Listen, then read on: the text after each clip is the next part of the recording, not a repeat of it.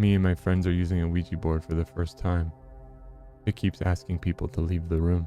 I'm using this post to chronicle the events of the evening, as this has been truly fascinating. Some quick backstory. The small section of the city that me and my friends live in is generally known to be haunted. And even if you're not a believer in the supernatural, it's at least a bit eerie. I'm not going to dox myself by stating the location. Let's just say the creepy sightings and murders and deaths due to unexplained circumstances are our bread and butter. For most people, this means you move away as soon as you can. For folks like me and my friends who absolutely love all things spine-chilling, it generally makes for a pretty good time. Our Halloween parties are awesome. Most of our drinking nights have some sort of spooky game interlaced into them. And if you have literally nothing to do on a Friday night with your friends, you can always go on a tour to some old haunted locales, graveyards, abandoned buildings, creepy forests, you name it. So with the background established, let's cut back to tonight. Me and my closest 3 pals decided to try our hand at using a Ouija board. Were we going to be normal and try the Ouija board in one of our family attics? Nah, too basic. We instead decided to trek up together to what, I shit you not, is an abandoned treehouse left in an elevated section of our city, surrounded by forest. What could go wrong, right?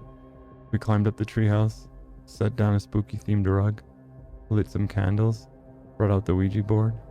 Despite my pretty extensive resume of dealing with all things creepy, I'd never actually tried a Ouija board before, so I was really excited to see what would happen.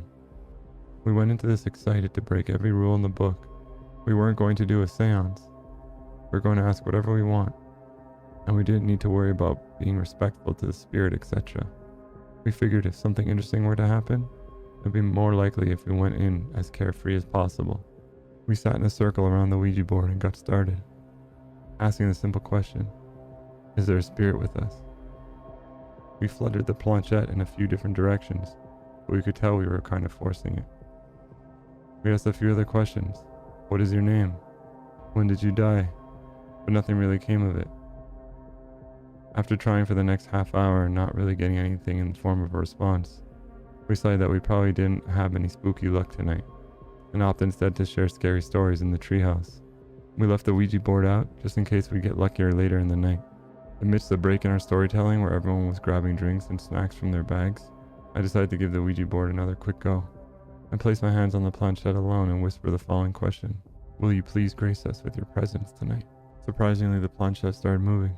It's hard to explain, but you know, when something is moving on its own versus you sort of subtly and subconsciously moving it with your hand to force an answer. This felt real. A tingle went up my spine. It was cool as hell. My hand was moved to the following letters. Y-E-S. Awesome. I looked over to the group and told them the Ouija board was working again. Excitedly, we all huddled around and placed our hands on the planchette. I followed up with another question. Where are you from? We sat there excitedly waiting for something. Instead, nothing. The planchette was still. The lack of any sort of external force was very, very obvious. Disappointing, but I had an idea I want to follow up with. I turned to my friend Kevin and asked him, you want to try doing it solo? It worked for me. Kevin was confused, but he decided to give it a try. We all backed up to give him some space with the Ouija board. He placed his hand on the planchette and repeated the question, where are you from? His expression changed to shock as his hand started moving with the planchette. He turned to all of us and mouthed, I'm not doing this. To which I excitedly mouthed back, I know. I pulled out a notepad and recorded the answer as the planchette went from letter to letter. I recorded the following. Not important. Love it. A spirit with some sass. I asked Kevin to back up for a second and I approached the Ouija board. I prepped for one final solo question. I asked, why are you only responding when it's one of us? Using the board. Yet again, the planchette moved effortlessly in my hand. It was faster this time. So I said the letters out loud and had another one of my friends, Eleonora, transcribe on my notepad. The answer was, one at a time. Fair enough. I thanked the spirit, my hand still on the planchette. I appreciate your answers, friend. To my surprise, and a strange synergy between me and the spirit, I felt compelled to move the planchette again. It was the fastest it had ever been at this time, as it covered the following letters. Tell everyone else to leave. Huh? My friends looked at me skeptically as I said the letters at a time. Are you sure you didn't just force that on purpose? Asked Eleonora. I assured her I definitely didn't. That was definitely from the spirit. At this point, this had been the most clearly supernatural phenomena I'd ever experienced in my life. I was excited to keep it going. My friends, usually unflinching and made of ice, were a little bit thrown. Eleonora and Martin looked ever so slightly spooked, but Kevin was willing to go with it. Might as well see where this goes, Kev said, as he started climbing down the treehouse. With a slight bit of hesitation, Eleonora and Martin followed suit. Sweet, and actually creepy night. I embraced the quiet amidst the lighting of the candles and the power of the Ouija board. I geared up for my next question. I wasn't going to hold back. Spirit, how will I die? I took in a deep breath, waiting for some movement. Slowly. Depends. Interesting answer, if not a bit underwhelming. I geared up for my follow-up. Oh, come on, Spirit. What about something more specific? My hand moved on the planchette to the following letters. I try hard to focus and connect the letters since I didn't have anyone to transcribe for me. What is your name? Weird, completely dodged my question and asked me my name.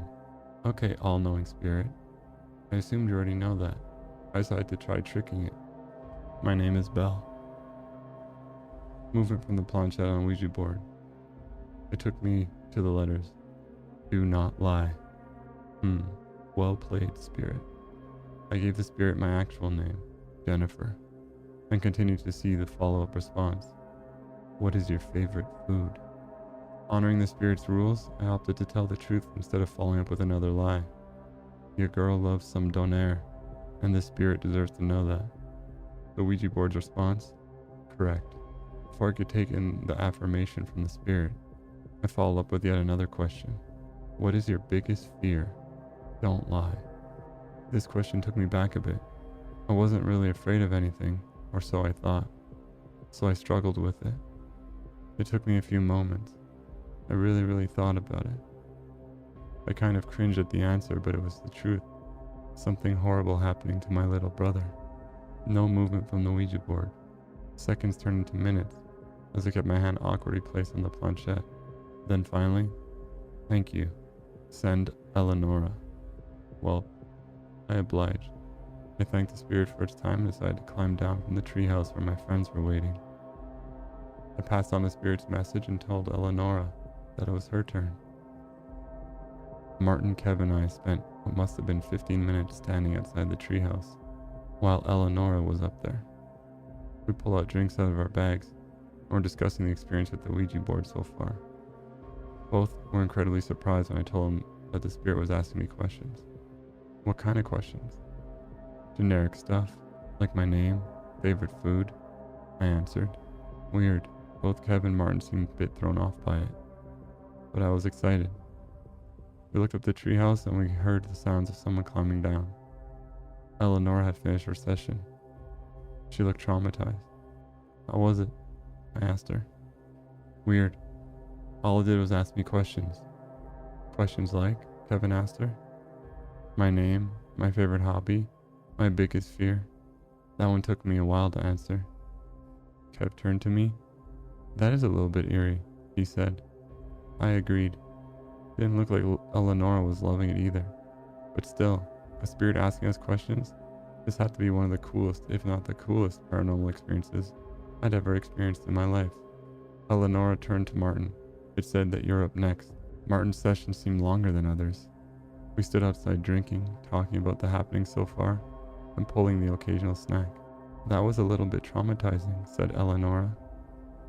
Kevin pointed to her and then to the treehouse. Agreed. This is kind of messed up, he said. Yeah, but that's the point, I responded. We seek out spooky happenings all the time, and we never get lucky. This is an actual, legit, supernatural experience. I feel like we have to take advantage of it. Even if it's asking us personal stuff? What does it want this info for? Followed up Eleonora. I shrugged. While the biggest fear question was pretty weird, I didn't feel too worried that the spirit knew my favorite food, or what my name was. Our conversation was interrupted by the sound of someone climbing down the treehouse. Martin had finished up his session. It felt like it had been 30 minutes, which topped the rest of our sessions. We bombarded Martin with questions as he reached the ground. He looked more shell-shocked than Eleanor did. "That was pretty messed up," he said. "What did it ask you?" I asked enthusiastically. "My biggest fear," Martin responded. "It's weird, but I felt like it didn't like my answer to that one. It almost seemed annoyed." "So was it just silent for a while after that?" I asked.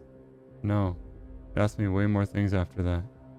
What the happiest moment of my life was, what I was the most jealous of, what my biggest life dream was, all that stuff. It was a lot of questions.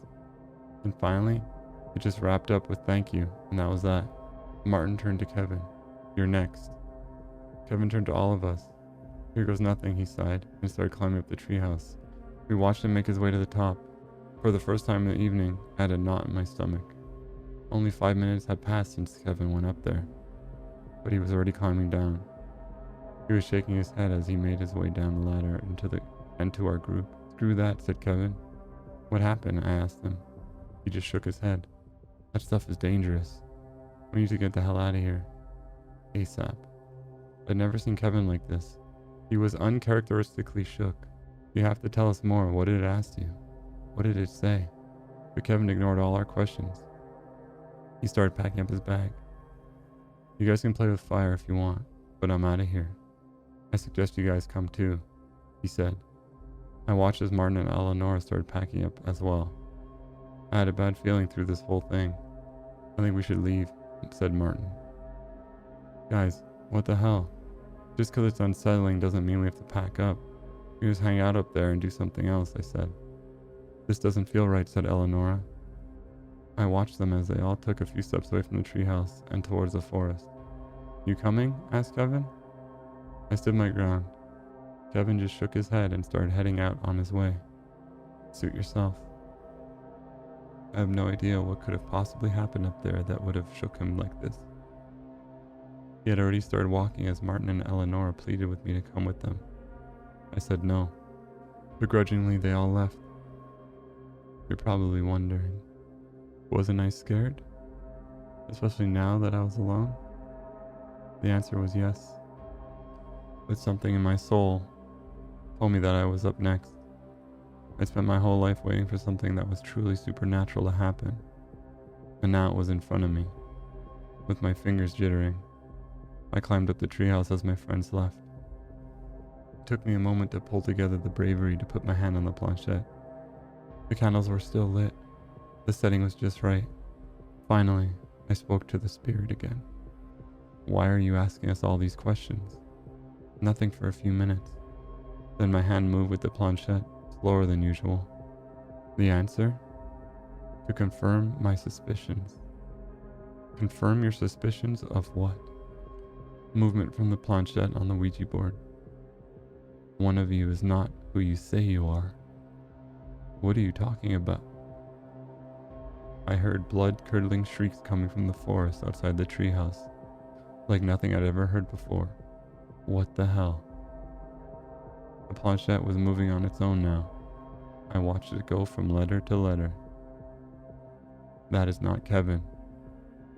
He is coming back for you. Run. And so I did. The small section of the city I live in is generally known to be haunted. I think I know why. It's time for me to leave.